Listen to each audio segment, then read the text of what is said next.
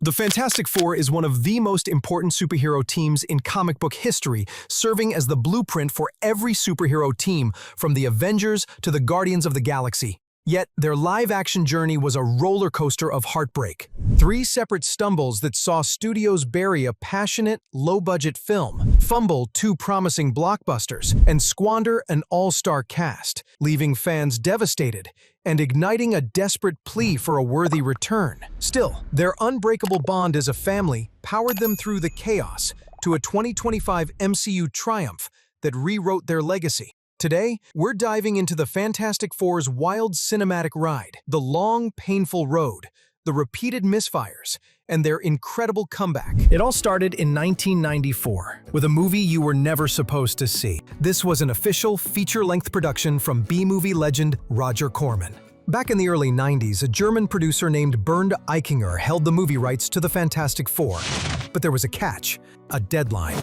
If he didn't start production on a film by the end of 1992, the rights would revert back to Marvel. So, backed into a corner, Eichinger did something desperate. He made a deal with Corman to rush a film into production for a measly $1 million. In the industry, this is called an ash can copy, a low-quality product made for the sole purpose of fulfilling a legal contract, meant to be thrown in the ash can afterward. But here's the tragic part. Nobody told the cast and crew. Director Only Sassone and actors Alex Hyde White, Rebecca Staub, Jay Underwood, and Michael Bailey Smith, they thought this was their big break. They poured their hearts into it, stretching every penny of that tiny budget.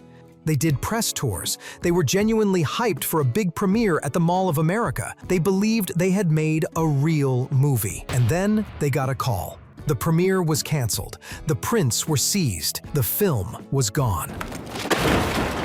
For years, the story was a mystery, but the truth, revealed in the documentary Doomed, was a cold, calculated business decision. A rising Marvel executive named Avi Arad learned about this low-budget film and panicked.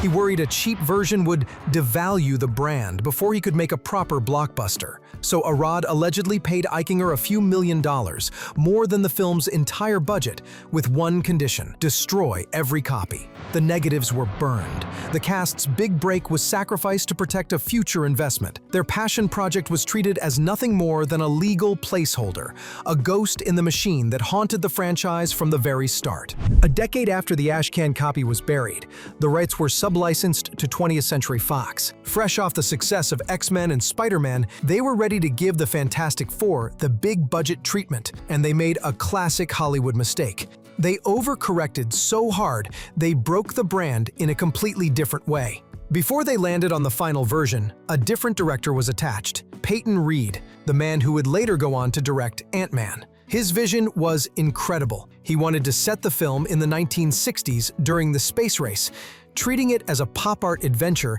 inspired by A Hard Day's Night. But that was too risky for Fox. Reed left over creative differences, and the studio chose a safer, more modern, and ultimately blander path. The 2005 Fantastic Four wasn't a gritty sci-fi adventure. It was basically a sitcom. That's gross. It felt less like the Avengers and more like Friends with superpowers, focusing on vapid relationship drama and slapstick humor. Director Tim Story delivered a bright, breezy, family-friendly hit that made over $333 million. On paper, this was the franchise's glorious rise. But for fans of the comics, something felt off. The casting was a perfect storm of hits and misses. Michael Chiklis was phenomenal as Ben Grimm, suffering for hours in a heavy, practical suit that gave the Thing a tangible, painful weight. And then there was Chris Evans as Johnny Storm. He was so cocky, so charismatic, he basically walked away with the whole movie. A performance so good it made his later casting as the noble Captain America feel like a prank. But then you have the infamous stories from Jessica Alba. She later said she felt totally stifled, recalling the director telling her, "Can you be prettier when you cry?" It perfectly captures the film's focus: style over substance. This approach neutered their greatest villain, Dr. Doom. The comic book version is a Shakespearean tragedy, a genius sorcerer king, ruling a nation, scarred by his own hubris. The film transformed him into Julian McMahon, a vain corporate titan who gets his powers by accident and shoots lightning from his hands. It was safe, it was generic, and it was a massive betrayal of the character. The sequel, 2007's Rise of the Silver Surfer, was Fox's attempt to listen to the fans. The pitch was simple: go bigger, go cosmic. And to their credit, the Silver Surfer himself looked incredible. But in a move that infuriated fans of creature performance, the studio had the legendary actor in the suit, Doug Jones, completely dubbed over by Lawrence Fishburne. But that wasn't even the biggest sin. Oh no! The film's ultimate threat was Galactus, the Devourer of Worlds, one of the most terrifying, iconic villains in comic book history. And the studio turned him into a giant space cloud.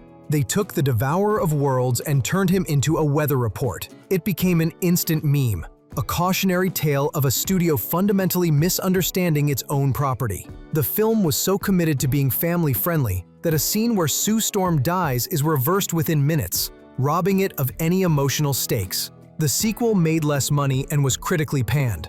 The first rise of the Fantastic Four had officially ended in a nosedive. After the Galactus cloud fiasco, Fox put the family on ice. Freeze. But that old enemy was back, the ticking clock. The rights were once again about to revert to Marvel Studios, which was now the undisputed king of Hollywood. So Fox, in a panic, hit the reboot button. And what followed was one of the most legendary, spectacular train wrecks in modern blockbuster history. They hired Josh Trank, a hot young director fresh off the found footage hit Chronicle. This made perfect sense. Chronicle was essentially a dark, found footage version of the Fantastic Four's origin. He had already made the perfect audition tape. His pitch for the official film was radical and exciting, a grounded, gritty, Cronenberg-inspired body horror film. This wasn't going to be your dad's Fantastic Four. This was dark. This was serious. This was going to be different. It was also doomed from the start. Trank's bleak vision, imagining Reed's stretching as grotesque, Sue's invisibility as a terrifying loss of self, and Ben's transformation as a true body horror nightmare, clashed violently with the studio's desire for a marketable, four-quadrant blockbuster. It was like trying to mix oil and water. If the oil was a David Cronenberg film and the water was a Happy Meal. The casting of the brilliant Michael B. Jordan as Johnny Storm ignited a disgusting firestorm of racist backlash online, setting a toxic tone from the very beginning. Reports from the set described a chaotic production, an erratic director, and a studio in full-blown panic mode. Producer Simon Kinberg was brought in to oversee things, and the two visions went to war. The studio grew terrified of the movie they were making, so they took it away from him. The entire third act was reshot by the studio, and it is painfully obvious. The most infamous evidence? Kate Mara's hair, which changes from her natural look to a jarringly cheap blonde wig, sometimes from shot to shot. That wig became a symbol of the entire butchered production, but the final nail in the coffin was self-inflicted. On the eve of the film's release, with horrific reviews pouring in, Josh Trank committed career suicide on social media. He tweeted, "A year ago, I had a fantastic version of this, and it would have received great reviews. You'll probably never see it. That's reality, though." He quickly deleted it, but the damage was done. The director himself had just disowned his own movie. The film was savaged, 9% on Rotten Tomatoes, and the villain, Dr. Doom, was reimagined as an antisocial computer programmer named Viktor Domashev who uses the handle Doom. It was a pathetic attempt at modernization that stripped him of all menace and gravitas. The film's failure was so absolute, it killed Fox's plans for a shared universe on the spot. The fall was complete. The franchise was, for all intents and purposes, dead and buried. And what if they can't? What if it takes more time to get it right? We could be talking years. After Disney acquired Fox, the words every fan had been waiting decades to hear finally became a reality. The Fantastic Four are coming home. The collective sigh of relief from the fandom could have registered on the Richter scale. The property was finally in the hands of Kevin Feige. But after the departure of original director John Watts, a period of uncertainty set in. Who could possibly pull this off? The pressure was immense. Marvel's first move was a stroke of 4D chess genius. In Doctor Strange and the Multiverse of Madness, they gave fans exactly what they wanted, casting John Krasinski as Reed Richards, and then had him brutally shredded like spaghetti. It was a message from Feige. The fan casting is over. We're doing this our way. And their way was a statement of intent. On Valentine's Day 2024, they revealed their cast. Pedro Pascal, Vanessa Kirby, Joseph Quinn, and Eben Moss-Bachrach. This wasn't just casting, this was a prestige move. And with WandaVision's Matt Shakman directing, the stage was set. And with the Fantastic Four first steps, they did it. They finally did it. This film was a shining triumph. It was not about dark, gritty horror or sitcom jokes. It was about family, discovery, and optimism. The chemistry between the four leads was simply spectacular. Some favorite moments were just the four of them hanging out in the Baxter Building, feeling like a real, lived-in family. Vanessa Kirby was the film's anchor. Her Sue Storm was brilliant, warm, and powerful, instantly establishing herself as a core MCU hero on the level of Elizabeth Olsen's Wanda Maximoff. But the breakout, without a doubt, was Joseph Quinn's Johnny Storm. He has a combustible charm that stole every single scene he was in. Oh, and the world fell in love with their adorable robot assistant, Herbie. The entire movie was a retro-futuristic feast for the eyes, like the Jetsons, directed by Stanley Kubrick. Michael Giacchino's score was instantly iconic, complete with a soaring choral sting of Fantastic Four that would give movie lovers goosebumps. But its greatest strength is that it was a standalone story. You don't need a PhD in MCU-ology to enjoy it. It was by far the best Fantastic Four film by a country mile, and it stands tall with the best of the recent MCU movies, right up there with Guardians of the Galaxy Volume 3. The curse is broken. The Fantastic Four's 30-year journey to the screen was an odyssey of failure. Born from a secret betrayal, a safe commercial compromise, and a legendary public meltdown. It's a case study in how studio interference, clashing visions, and a fundamental misunderstanding of the source material can poison a franchise. First Step succeeded because it learned from every single one of those mistakes.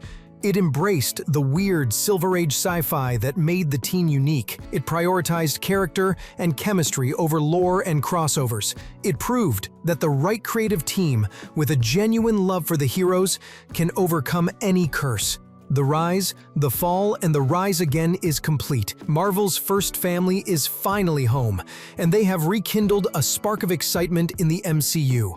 The only question is, can they sustain it?